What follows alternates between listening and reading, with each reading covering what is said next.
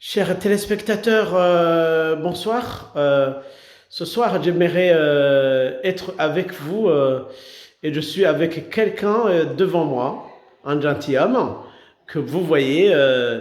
N'oubliez pas, après cette vidéo, de vous abonner, de liker ou d'aimer, de partager, de faire des commentaires si ça vous plaît.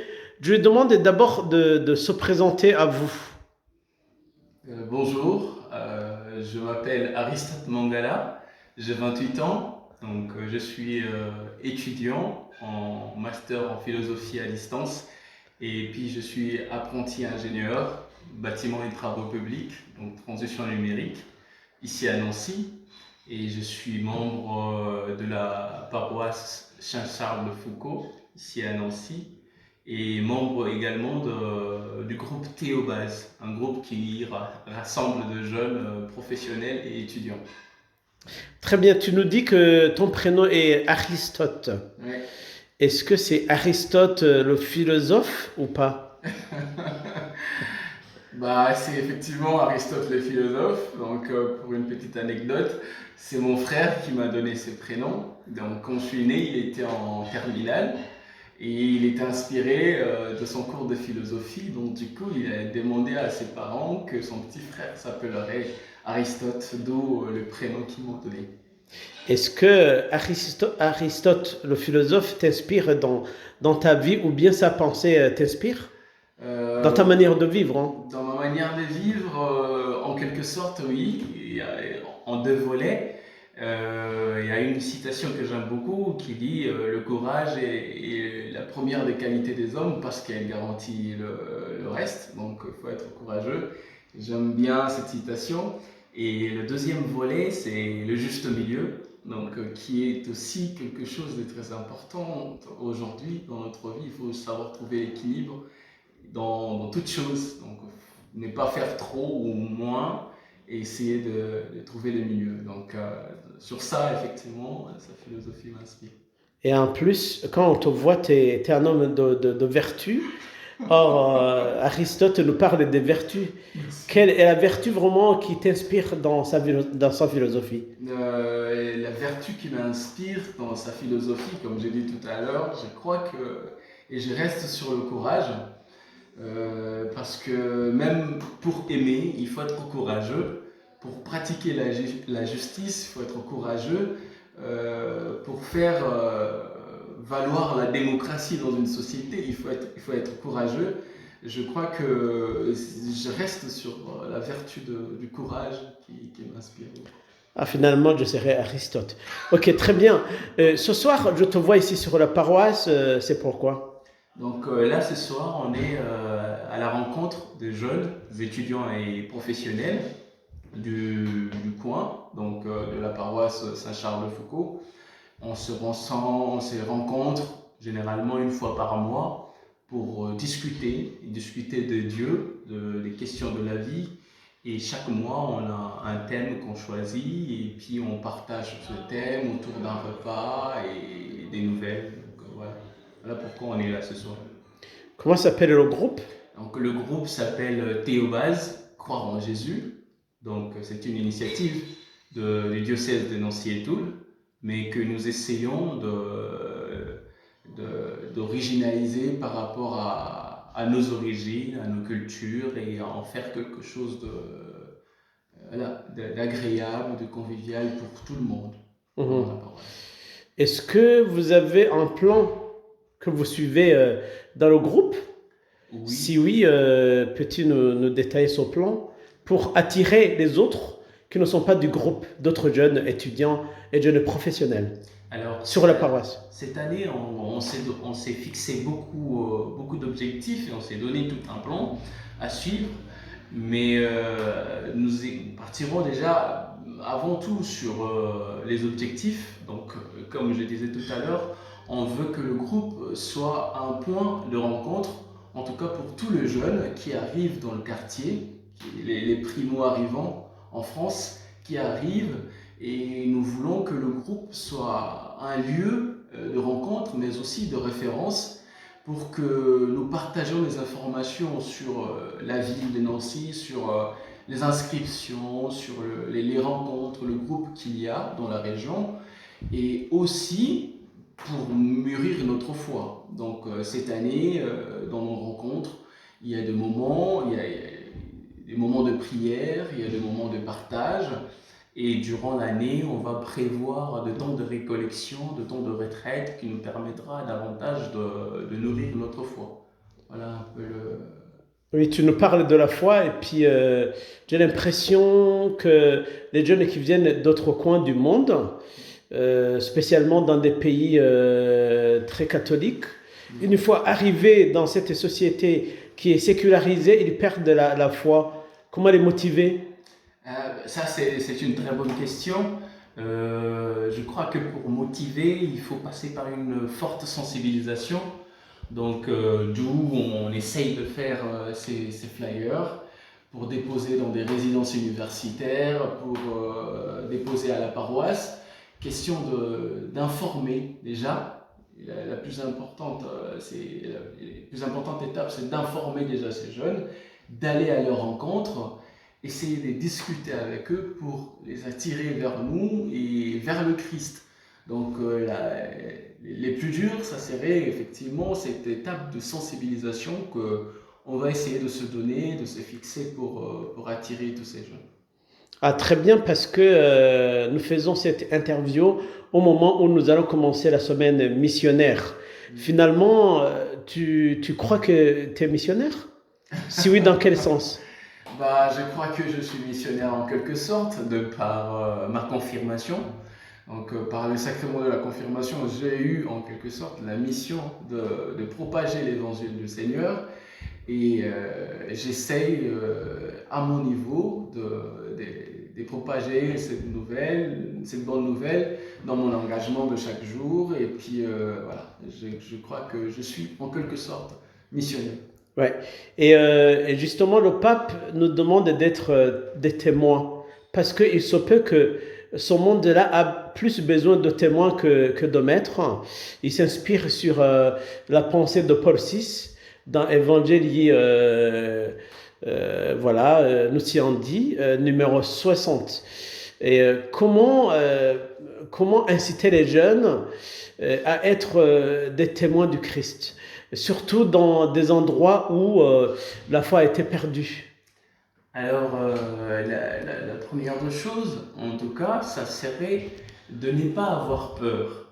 Parce que, effectivement, dans notre société actuelle, on est vite en retrait parce qu'on manque d'arguments face à des personnes qui sont suffisamment informées. Et quand bien même on manque d'arguments sur notre foi, sur l'Église, sur des questions qui nous concernent actuellement dans la société, il ne faut pas avoir peur. Il ne faut pas avoir peur de se tromper et surtout de demander. Donc je crois que l'Église est cette institution qui met à sa disposition beaucoup de moyens d'information pour ses fidèles.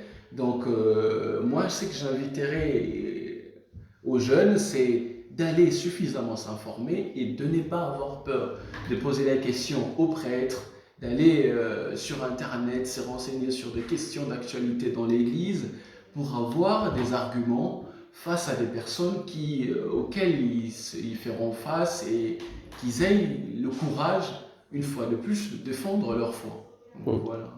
Il y en a qui croient que c'est quand on quitte son pays ou l'endroit où on habite qu'on devient missionnaire. Or, il y a la mission AD Intra et la mission AD Extra.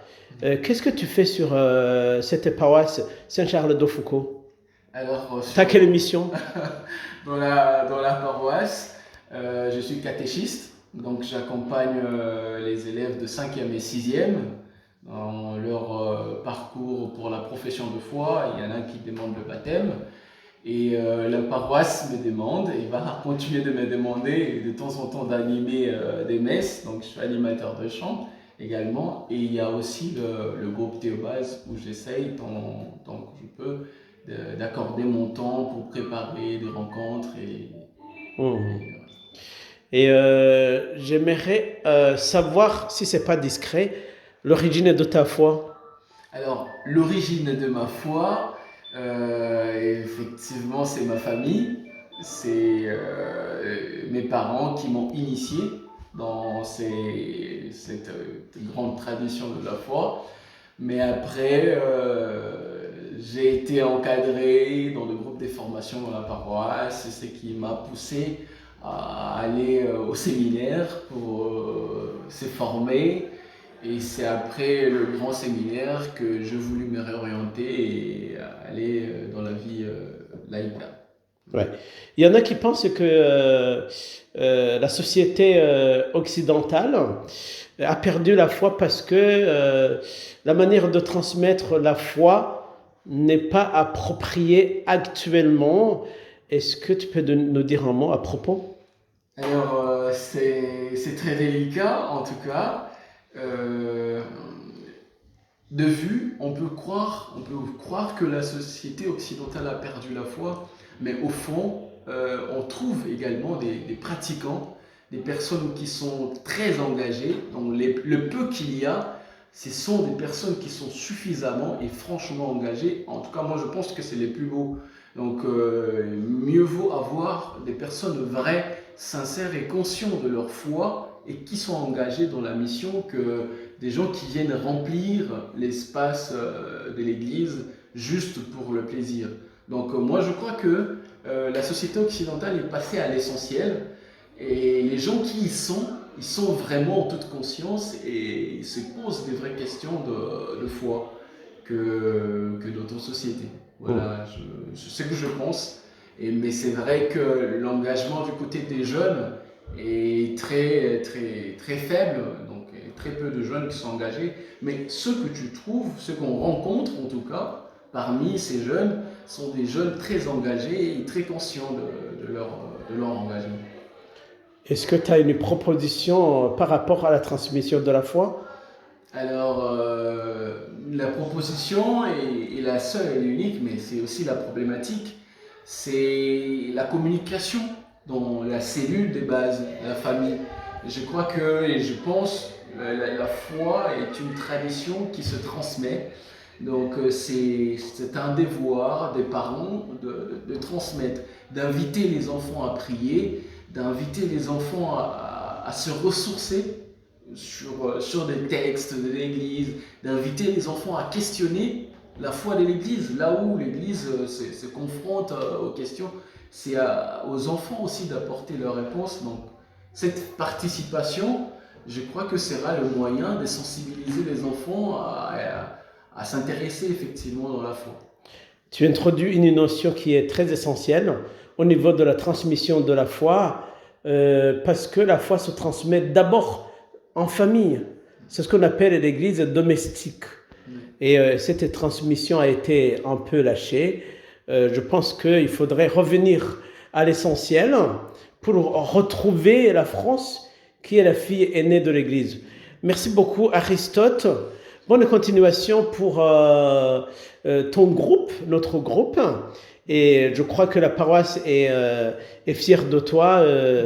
Et tu es un jeune dynamique et nous avons besoin des jeunes dynamiques, mais aussi tu es un jeune entrepreneur et innovateur, ce qui n'est pas le cas pour tous les jeunes, parce que j'ai l'impression que les jeunes qui viennent d'Afrique, une fois arrivés ici, par exemple, comme tu m'as dit que tu es africain, ils perdent la foi ou ils changent leur manière de vivre, de pratiquer leur foi. Est-ce que tu as un petit mot à leur dire? Alors, moi, je vais inviter tous ces jeunes à s'engager, à s'intégrer dans la paroisse, à ne pas avoir peur, à ne pas avoir peur. Et je crois que les paroisses en France ont besoin de notre engagement, ont besoin de notre originalité, de notre savoir-faire. Et c'est toute la beauté de la communauté, donc d'apporter son savoir-faire, son expérience, ses qualités et ses défauts, et son point de vue. Je crois que c'est essentiel pour la vie d'une paroisse. Donc j'invite tous ces jeunes à ne pas s'enfermer dans leur chambre de crous, mais à aller à l'église, demander comment contribuer à la vie paroissiale. Je crois que c'est essentiel. Oh, très bien, parce que tu énonces même un principe que je crois qui est philosophique. l'harmonie des contraires, Ouais. l'unité dans la diversité. La diversité. Parce que nous avons plusieurs charismes, mais nous sommes appelés à mettre au service des autres les talents et les dons que nous avons reçus de notre Seigneur. Merci beaucoup, que le Seigneur te bénisse. Bon apostolat. Merci. Chers téléspectateurs, merci beaucoup pour ce temps que vous venez de passer avec nous. Merci à Aristote qui a accepté de nous parler. Il est très dynamique. Vous avez entendu que finalement, il peut convertir le monde. Ce n'est même pas lui qui convertit le monde, c'est le Christ, mais lui, il est l'instrument de Jésus. Et bonne continuation. Merci beaucoup. Au revoir. Merci. À bientôt.